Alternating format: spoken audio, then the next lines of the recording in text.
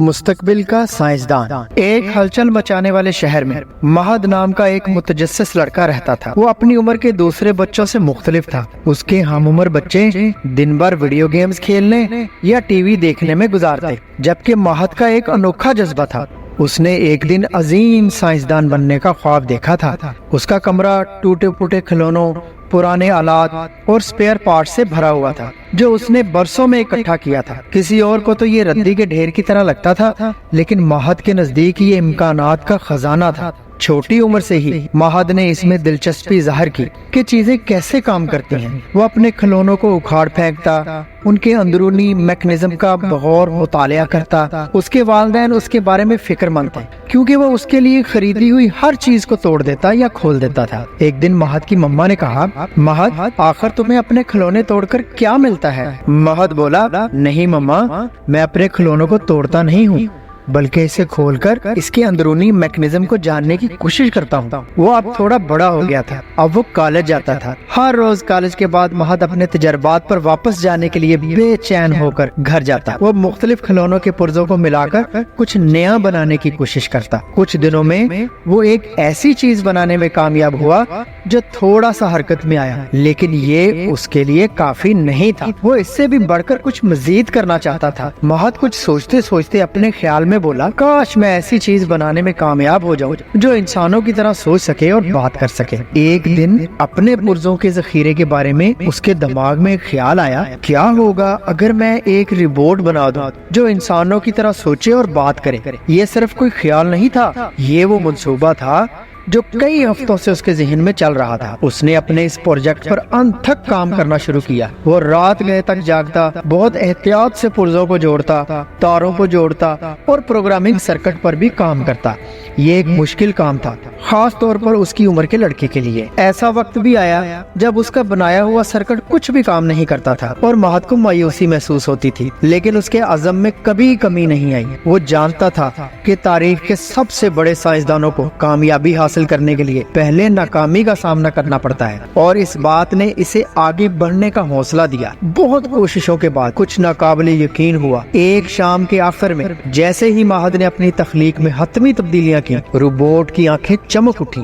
یہ صرف کوئی روبوٹ نہیں تھا، اس کی زندگی کا سب سے بڑا کارنامہ تھا۔ مہد نے اپنی سانس روک لی، بے یقینی سے کیا امید کی جا سکتی ہے۔ پھر روبوٹ کا منہ روشن ہوا اور روبوٹ نے آواز میں کہا، ہیلو مہد۔ مہد کا دل خوشی سے دھڑکا، اس نے یہ کر دکھایا تھا۔ اس نے بات کرنے والا روبوٹ بنا لیا تھا۔ وہ شاید ہی اس پر یقین کر سکے۔ روبوٹ نے بولنا جاری رکھا، مہد، آپ مجھ سے کیا کروانا چاہیں گے؟ مہد نے روبوٹ کا نام روبو رکھا۔ اس نے روبو کو اپنے کالج میں اپنے دوستوں اور اساتذہ کو دکھانے کا فیصلہ کیا، لیکن پہلے وہ روبو کی ہر طرح سے جانچ کرنا چاہتا تھا۔ اس نے کئی گھنٹے روبو سے بات کرنے، اسے نئے الفاظ سکھانے اور یہ دیکھنے میں گزارے کہ اس نے کیا جواب دیا۔ روبو ذہین تھا، سیکھنے میں فاسٹ تھا، اور سب سے اہم بات یہ کہ ہمیشہ مہد کے ساتھ بات کرنے کا شوقین تھا۔ وہ بہترین دوست بن گئے۔ پھر ایک دن مہد نے روبو کو کالج لے جانے کا فیصلہ کیا۔ اس نے اپنی کار میں 7 والی سیٹ پر روبو کو پوری احتیاط سے بٹھایا۔ جیسے ہی وہ اپنی انوینشن روبو کو کالج لے کر داخل ہوا، کالج میں تو ہلچل مچ گئی۔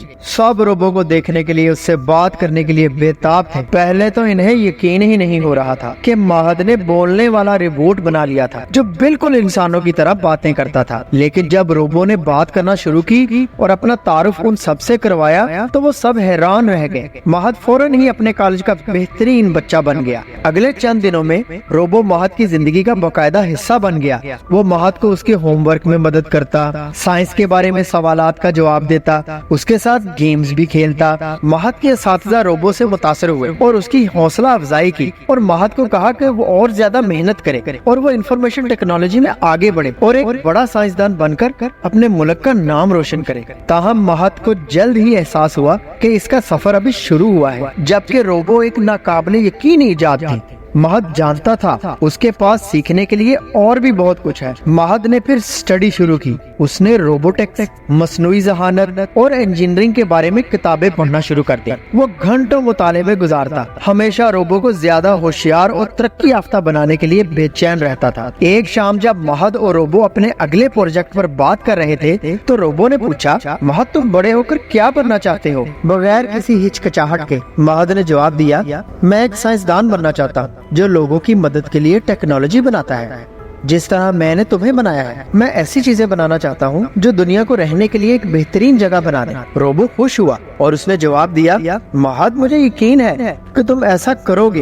مہد آپ پہلے ہی اپنے صحیح راستے پر ہیں۔ جیسے جیسے سال گزرتے گئے، مہد نے روبو کو بہتر کرنا جاری رکھا، اس میں نئی خصوصیات شامل کی اور اسے مزید ذہین بنایا۔ اس نے دوسری ایجادات بھی بنانا شروع کی، ہر ایک آخری سے زیادہ متاثر کن تھی۔ سائنس کے لیے اس کی محبت ہر گزرتے دن کے ساتھ بڑھتی گئی اور جلد ہی مہد صرف اس لڑکے کے طور پہ نہیں جانا جاتا تھا جس نے بات کرنے والا روبوٹ بنایا تھا، بلکہ وہ دنیا کو بدلنے کے خوابوں کے ساتھ ایک نوجوان موجد بن گیا تھا۔ مہد کے چرچے پورے شہر، ملک اور بلکہ پوری دنیا میں پھیل گئے تھے۔ دنیا بھر سے لوگ اس کی ایجادات کو دیکھنے آتے۔